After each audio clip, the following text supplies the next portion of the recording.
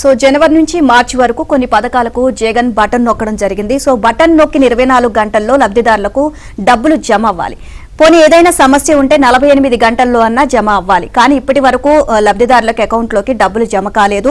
ఈ నేపథ్యంలో ఎన్నికలు పోలింగ్ 2 రోజుల ముందు చాలా హడావిడి చేశారు. మొత్తం కూడా మేము లబ్ధిదారులకు అకౌంట్లో డబ్బులు వేయాలి అని చెప్పేసి ఈసీ నుంచి పర్మిషన్ కూడా తీసుకున్నారు. ఈసీ పర్మిషన్ ఇవ్వడం కూడా జరిగింది. కానీ డబ్బులు మాత్రం జమ చేయలేదు.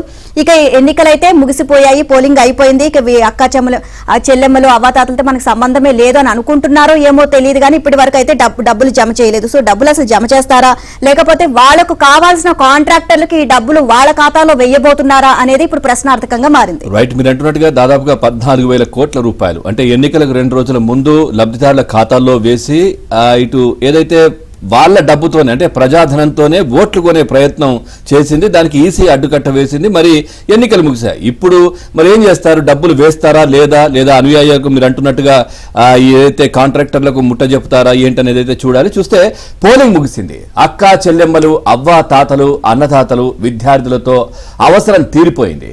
ఇక వాళ్ళతో పనేముంది అని సర్కారు భావిస్తోంది. ఎప్పుడో నొక్కిన బటన్ల డబ్బులు పోలింగ్ కు ముందు వేస్తామని హడావిడి చేసిన ప్రభుత్వ ప్రధాన కార్యదర్శి, ఆర్థిక శాఖ ఉన్నతాధికారులు పోలింగ్ ముగిశాక ఆ మాటే ఎత్తడం లేదు.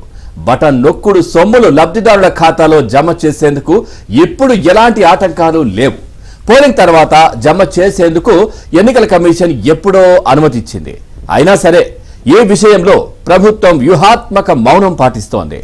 ఈ సొమ్ములను అస్మదీయ కాంట్రాక్టర్లకు సర్దేస్తారనే అనుమానాలు తలెత్తుతున్నాయి.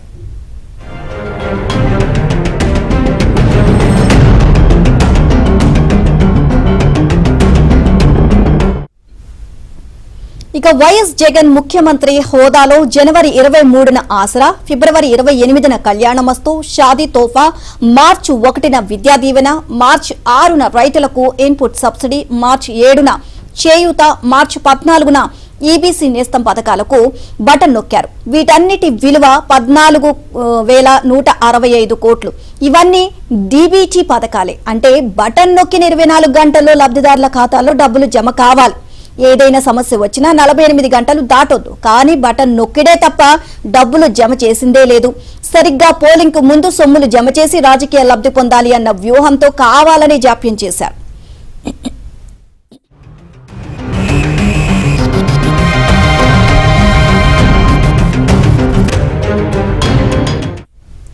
ఎన్నికలకు 2 రోజుల ముందు లబ్ధిదారులకు నగదు బదిలీ చేస్తామంటూ సిఎస్ జవహర్ రెడ్డి, ఆర్థిక శాఖ అధికారులు హడావిడి చేశారు. అయితే ఇది ఓటర్లను ప్రభావితం చేస్తుందని, మిగతా పార్టీలు సమాన అవకాశాలు కోల్పోతాయంటూ ఈసీ తిరస్కరించింది. హైకోర్టులో సింగిల్ బెంచ్ తీర్పుతో వచ్చిన వెసులుబాటును ఉపయోగించుకుని నిధులు జమ చేయాలని చూశారు. హైకోర్టు తీర్పును ఈసీకి పంపి మళ్లీ అనుమతి అడిగారు. దీనిపై ఈసీ మండిపడింది. వరుస ప్రశ్నలు సంధించింది. ఎన్నికల్లో లబ్ధి కోసమే డబ్బులు వెయ్యాలని నిర్ణయించుకున్నట్లు నిర్ధారించింది. పోలింగ్ పూర్తయిన వెంటనే 14నే లబ్ధిదారుల ఖాతాలో డబ్బులు వేసుకోవచ్చునని స్పష్టం చేసింది.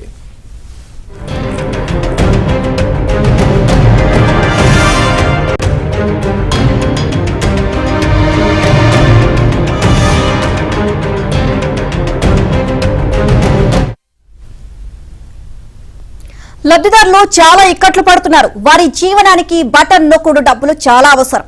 ఇప్పుడు విడుదల చేయాల్సిందే అని పోలింగ్ కు ముందు సీఎస్ పదే ఈసీకి లేఖలు రాశారు. సోమవారం పోలింగ్ ముగిసింది. మంగళవారం ఉదయం నుంచి ఏ క్షణమైనా లబ్ధిదారుల ఖాతాలో డబ్బులు వెయ్యొచ్చు. కానీ మంగళవారం పొద్దుపోయే వరకు ఒక్కరి ఖాతాలోనూ డబ్బు పడలేదు. ఇక మేము 9న హైకోర్టు తీర్పు వచ్చిన ఆ రోజు రాత్రి కూడా తెల్లారేసరికి డబ్బులు పడిపోవాలంటూ ఆర్థిక శాఖ అధికారులు హడావిడి చేశారు.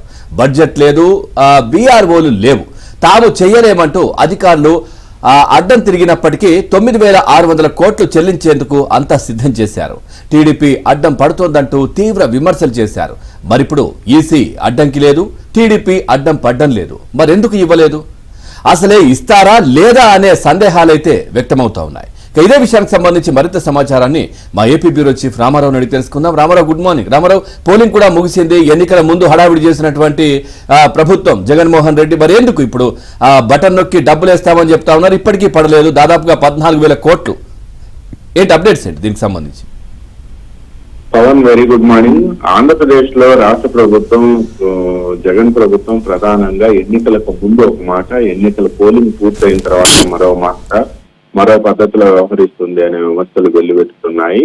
ఎన్నికలకు 3 రోజుల ముందు, అంటే ఈ నెల 9వ తేదీన డబ్బులు వేయాల్సిందే, వాళ్ళకి మేము డబ్బులు వేయకపోతే పూట గడిచే పరిస్థితి లేదు, మేము బటన్ నొక్కకపోతే వాళ్ళ జీవనం దెబ్బతింటుంది అనే రీతిలో ఆందోళన వ్యక్తం చేయటమే కాకుండా కోర్టులో లంచ్ మోషన్ పిటిషన్ వేసి తమకు వెంటనే అనుమతి ఇవ్వాలి అని కోరితే కోర్టు 10వ తేదీన వెసులుబాటు కల్పించినప్పటికీ ఆ రోజు నిధులు విడుదల చేయాలి అని అంటే రాష్ట్ర ఎన్నికల కమిషన్, కేంద్ర ఎన్నికల కమిషన్ అనుమతి తీసుకోవాల్సి ఉంది అని చెప్పి కేంద్ర ఎన్నికల కమిషన్ కు లేఖ కూడా రాశారు. అయితే కేంద్ర ఎన్నికల కమిషన్ ఈ విధంగా మీరు డబ్బులు 14,000 కోట్ల రూపాయలు విడుదల చేస్తే లెవెల్ ప్లేయింగ్ ఫీల్డ్ దెబ్బతింటుంది, ఎన్నికల్లో పోటీ చేసే అభ్యర్థులకు సమాన అవకాశాలు కల్పించాల్సిన బాధ్యత కేంద్ర ఎన్నికల కమిషన్ మీద ఉంది అని చెప్పి స్పష్టం చేసింది. వివరాలు అడిగితే ఆ వివరాలు కూడా సంతృప్తికరంగా ఇవ్వకపోవడంతో కేంద్ర ఎన్నికల కమిషన్ మీరు 13వ తేదీ పోలింగ్ పూర్తయిన వెంటనే 14వ తేదీన బటన్ నొక్కి విడుదల చేయవచ్చు, నిధులు విడుదల చేయవచ్చు అని చెప్పారు. మొత్తం 6 సంక్షేమ పథకాలకు జనవరి 14వ తేదీ నుంచి మార్చి షెడ్యూల్ విడుదలయ్యే వరకు 6 సంక్షేమ పథకాలకు, అంటే జగనన్న ఆసరా, తర్వాత చేయూత, దీంతో పాటు కళ్యాణమస్తు, షాదీ తోఫా, ఇటువంటి పథకాలన్నిటికీ, విద్యా దీవెన, ఇటువంటి పథకాలన్నిటికీ 14,000 కోట్ల రూపాయలు విడుదల చేయాల్సింది. ఇవన్నీ కూడా జనవరి నుంచి పెండింగ్ లో పెట్టుకుంటూ వచ్చారు.